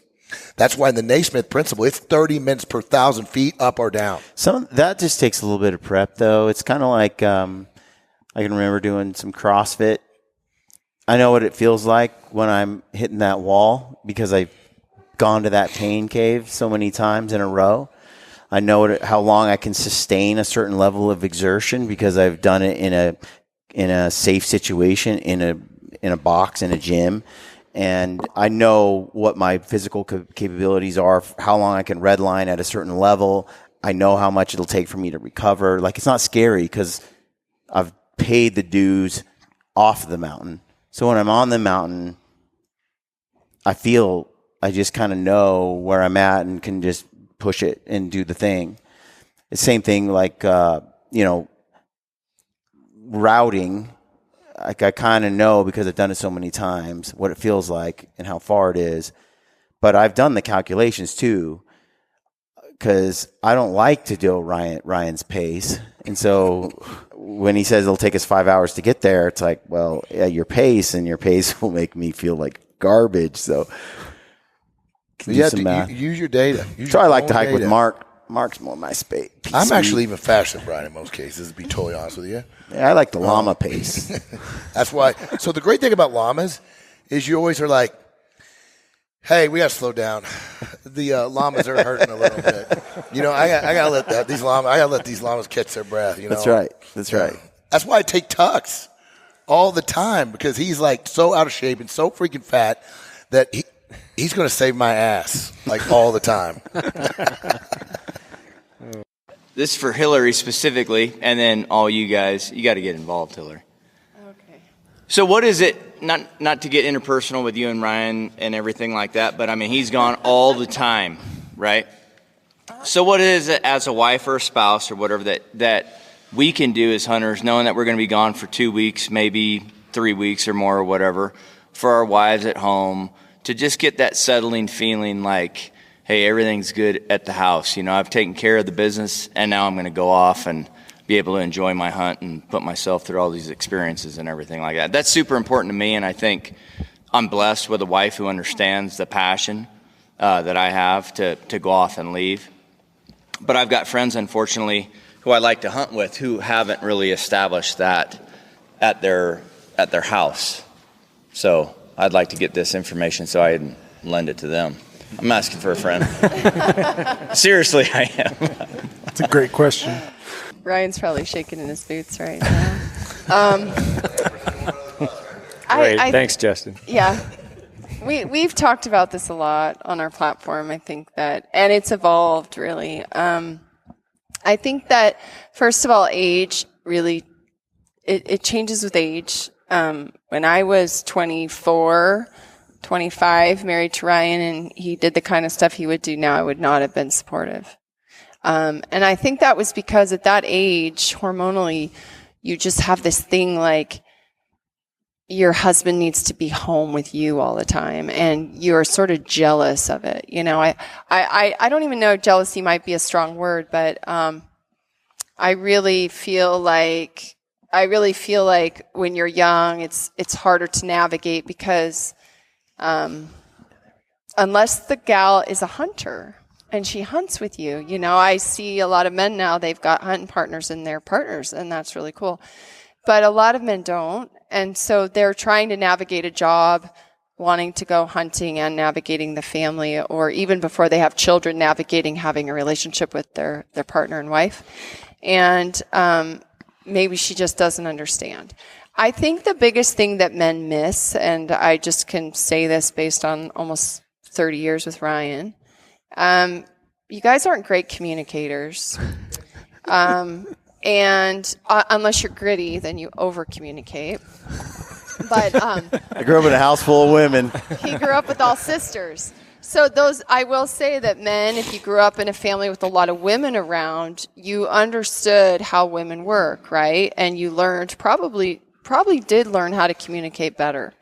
Or if you grew up in a family where you witnessed your parents communicating with each other in a healthy way. Most of us did not. Most of us did not witness our fathers communicating in a healthy way with our mothers. And we watched our mothers do a lot of manipulation in order to get what they wanted. And I think that these are some of the conscious things that you have to be aware of when you start your own life and your own family. And that can be very difficult for men because typically you guys it's not that you don't want to be in, you just want to have that time to yourself. Men are much more that way. Women are much more community oriented. So you need to be with me. Why don't you want to be with me? Don't you want to be with me and the kids? And you're like, well, yeah, I want to be with you and the kids, but I need my time to myself. And women are much more community oriented. So we look at it as a community. We look at the family as a community and you need to be part of the family. But we don't really, maybe understand your need to be alone, your need to be doing something that you love, something hard, the struggle, whatever it is. But I think if you communicated better with your partner in a way in which it wasn't well, this is just who I am. I'm just going to do what I want to do, and you just better deal with it. That is going to get you nowhere. Or you just do it, and you don't talk about it, and then you just don't come home for, back in the day when Ryan and I got married, there was no things. There was a flip phone. There was no Garmin's. There was nothing. It was okay, I'll be home in a week. If I'm not home in 10 days, maybe worry about me. If I'm not home in 12, 14 days, maybe you should call somebody. And half the time, I didn't even know where he was. He couldn't drop me a pin. I had no idea. If I had to call somebody and say, my husband's gone, well, where is he? I don't know. He's in the mountains somewhere. Can you go find him? It was very different communication style. And when we were young, that was his thing was well, this is just who I am and I'm going to go do it. And that's what he watched his father do. And I didn't do very well with that style of communication. As we've gotten older, I don't really care that he hunts. I mean, I'm happy. It makes him a better person. He always comes back healthy, happy and calmer, whatever the scenarios. But for me, it's the communication of I think as you get older, it's communicating, helping, making sure that your things are done, making sure, we have a business together. There's a lot of logistics. Leaving your wife at home for 10 days or 14 days or 21 days with all the logistics and you're just out in the ethers with a Garmin checking in once in a while. It can be frustrating, right, for the woman. She feels overwhelmed because she is not going to get 21 days. She's not ever going to be able to leave with kids for 21 days and leave you at home and feel good about it. But that's how women are, right? So I think communication is really important. And that's an ever-evolving situation between couples because, it's never perfect. But women are also very simple. So... What? Do tell. No. Well, I think I say simple. No, if we wanted to talk about women's hormones, it's not simple. We could talk for 4 hours just about one aspect of women's hormones. When we're talking about what does a woman want, you guys think it's really complicated. Now, this is coming from me. I'm pretty complicated, but I don't demand a ton out of my husband. I just expect that he has enough emotional maturity to know what I want without me having to ask for it all the time. And that could be something as simple as taking you on a date once in a while, paying attention to you, asking about how you are and not just going, my tendency would be, I'm fine. Okay, great. See ya. You got to dig a little deeper, right? Because there's probably more there. Taking interest in some of her passions, not just your passions. Buying her flowers once in a while, walking into the kitchen and giving her a hug and a kiss, saying good morning, even if she's being a pain in your ass and you don't want to do it. That right there, women are wired for oxytocin. The longer you're away from them, the longer you don't pay attention to them, the longer you don't give them that nurture, the more anxious they get. And the sooner you give that to them, the more loving they are and they calm down. And then they typically give you what you want. Am I not correct? They typically start being nice to you. They typically go, oh, you're going to go on a 10-day hunt? Great. Well, we can work on, instead of like, what? Freak, or not talking. So I'm just saying that women are simple in a way that they do, because of community building the way women are. They also need affection. They need love. They need attention, just enough to get their hormones so they can calm down and they can feel safe. And remember, men are predators. Women are prey. However you want to look at it. Women are always taking in their environment all the time because they have children. Did you know women can see farther than you guys can? When your mom had eyes in the back of her head, it's literally true. Women can see farther peripherally than men because they're always scanning their environment looking for danger.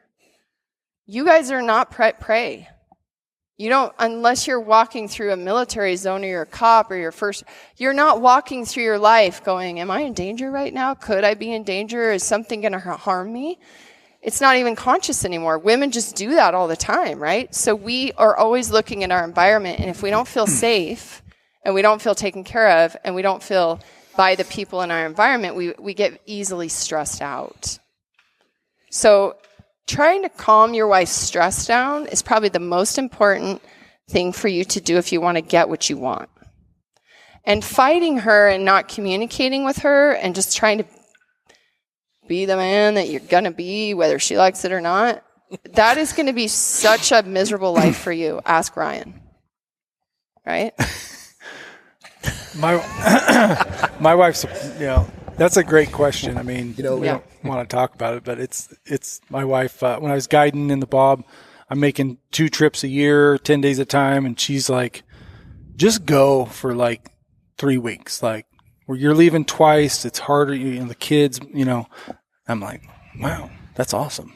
Let's go. Yeah.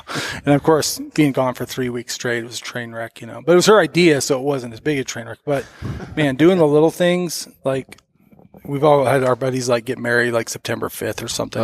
What are you doing? Right? Like my buddy comes to elk camp like 4 days after his honeymoon. I'm like, this is not going to, it'll be fine. I'm like, no, it wasn't fine. Of course it wasn't, So, but setting, like I communicate, we've been 30 years this fall, it'll be our 30th year. So we've been through it. Like there's not a ton of communication about like logistics because she just kind of knows. I don't take it for granted, but she knows like this is our life. Like she hunts too, but setting her up for like, I got a little farm, like this guy, like if this happens, call Boyd. Like if this guy, Dan's got this, like if the car breaks, setting all those things up and having them like in place. And they always happen when they leave. 100%. 100%. Like the pump goes out on the what? Like Ryan literally just left the day before my car breaks down.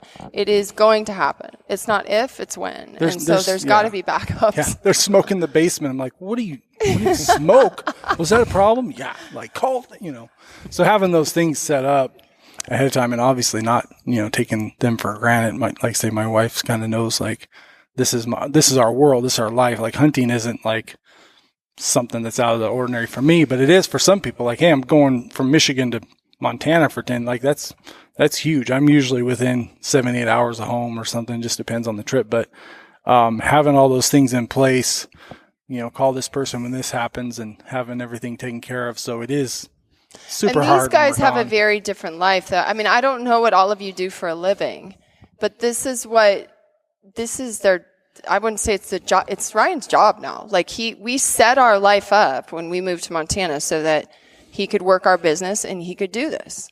This was not his life before. Before he worked an 80-hour work week. And then when he got any free time, he was either in his garden or he was on the mountain. And it actually caused a lot of stress between us because I would never see him. Because he was exhausted and depressed and unhappy and sitting in traffic and so he wants to go on the mountain.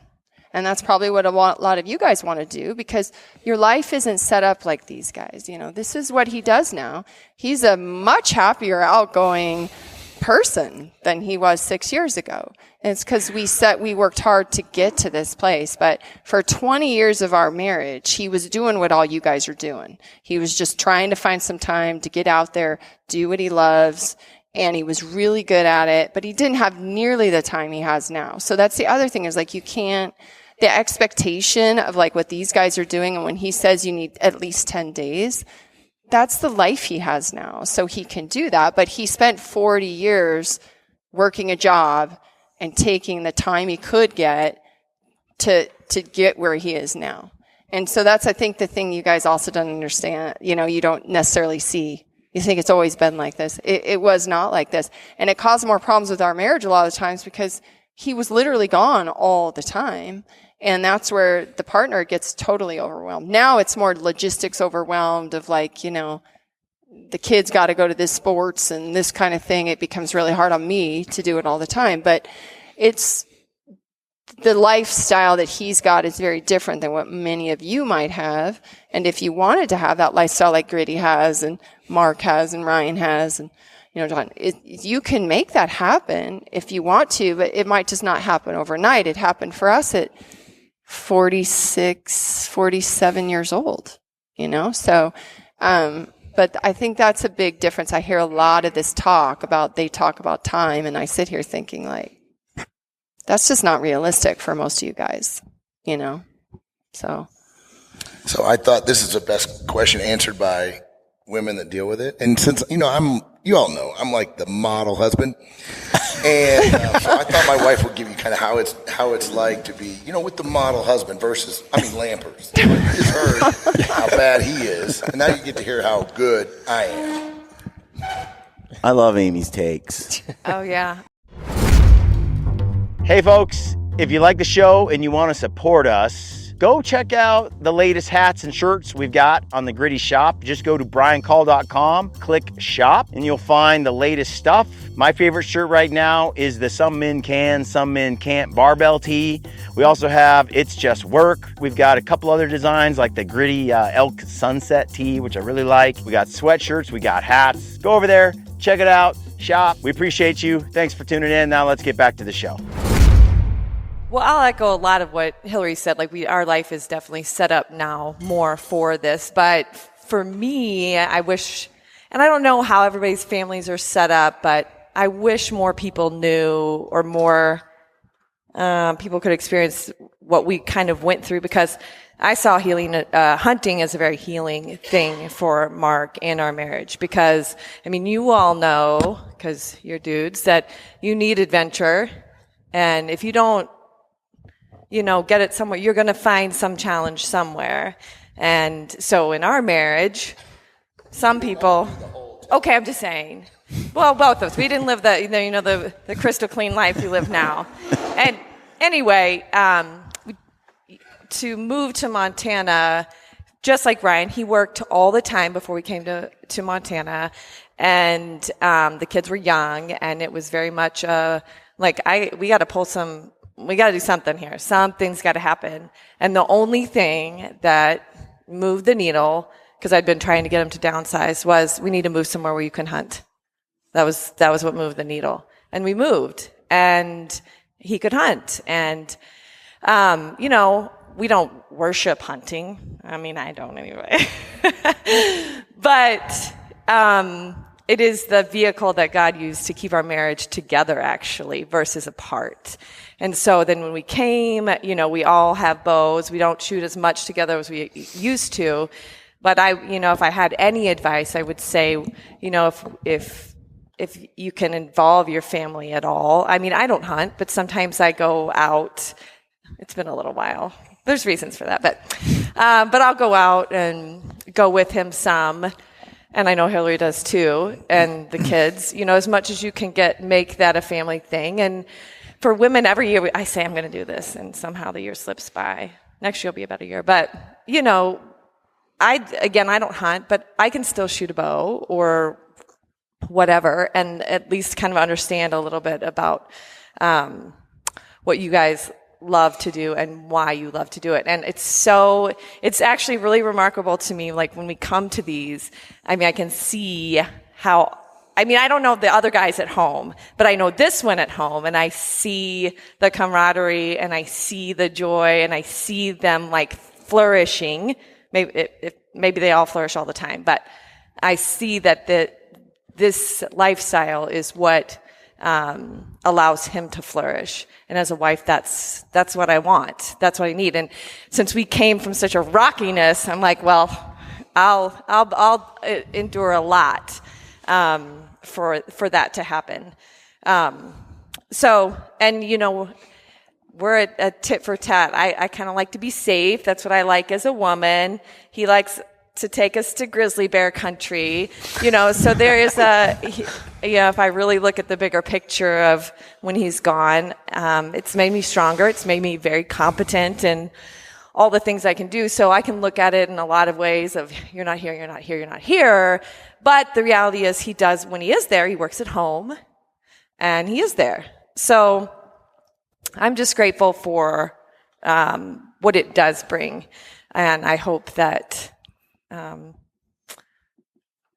that the other thing I will echo is that we did it late in life too. Mark was, 60. He might have been, 50. We celebrated his 50th birthday before he moved out from Missouri out. So it was later in life.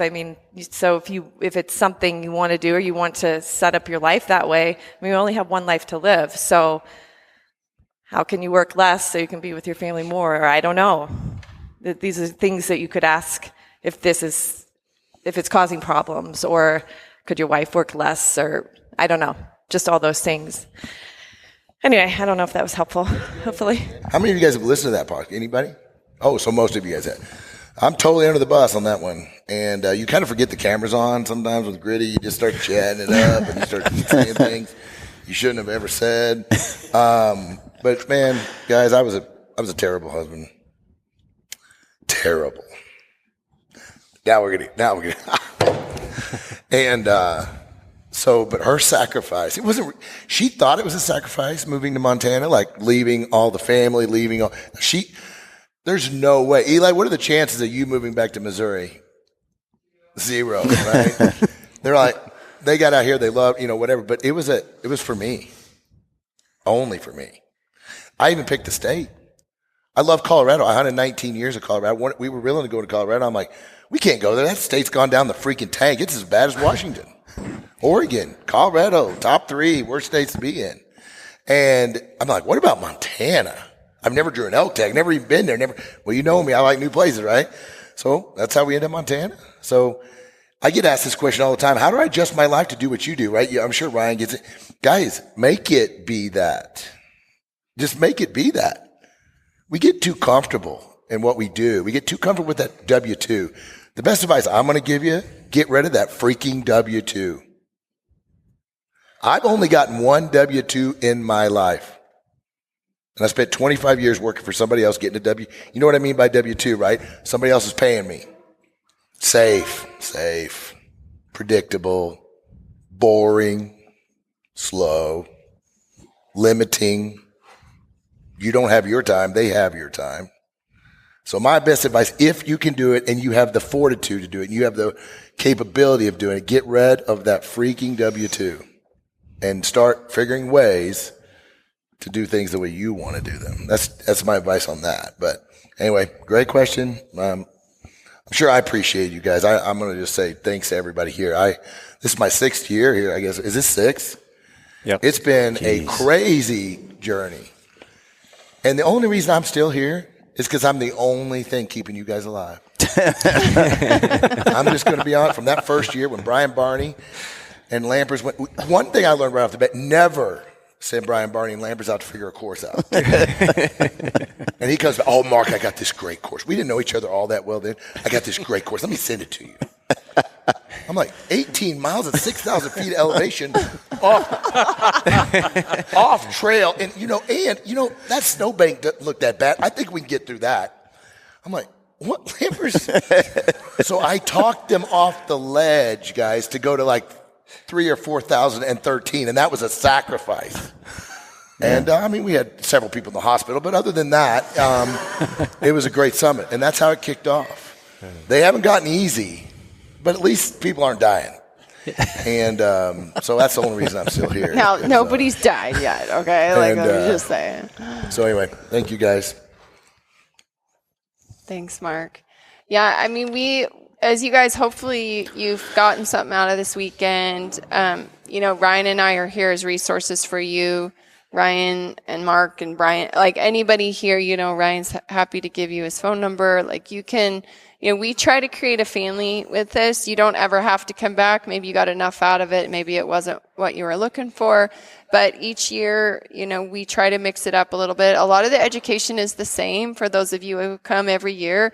It's like we always have this conversation like, oh, God, we're talking about the same thing. What are we doing? And like I told Dr. Corey, like, I need to learn your information every year. I don't remember. Like, could I fix somebody on the mountain, and it never gets old and it keeps it going. And actually in any type of mentorship, it's repetition, repetition, repetition, repetition. And that's how you get to killing big bulls with ease and sitting there. It's like repetition, repetition, repetition. So we want you to come back. We want something like this to be a part of your lifestyle. We want you to bring your partners, bring your wives, bring your girlfriends. They don't have to hunt. They can go shoot that 3D course with you like I did yesterday. I mean, I run this thing. I've never shot that 3D course. And it's great. We encourage you to try to make your partners, if they want to, be a part of this.